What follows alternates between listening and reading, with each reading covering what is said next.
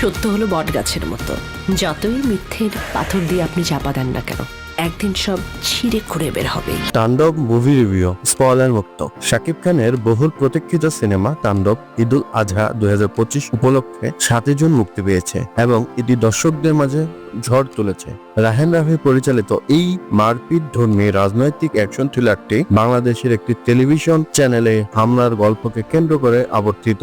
শাকিব খানের সাথে সাবিলা নূর ও জয়া আহসানের দুর্দান্ত পারফরমেন্স মুভিটিকে নতুন মাত্রা দিয়েছে।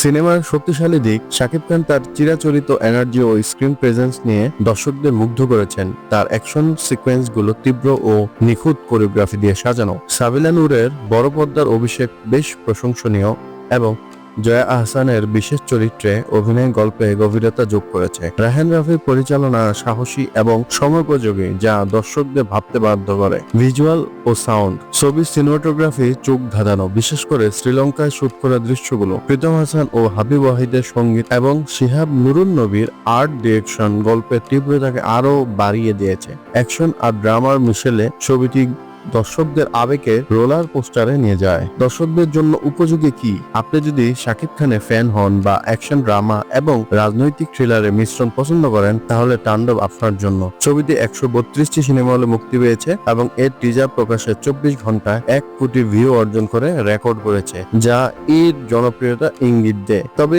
কিছু দৃশ্য তীব্র হওয়ায় পরিবারের সবাই মিলে দেখার আগে বিবেচনা করুন। রেটিং, আমি তাণ্ডব 5-এর মধ্যে 4 স্টার দিব। এটি একটি পাওয়ার প্যাক সিনেমা যা অ্যাকশন, আবেগ এবং সমাজের প্রতিফলনে এক দারুণ মিশ্রণ। সিনেমা হলে গিয়ে এই তাণ্ডবের অংশ হয়ে উঠুন।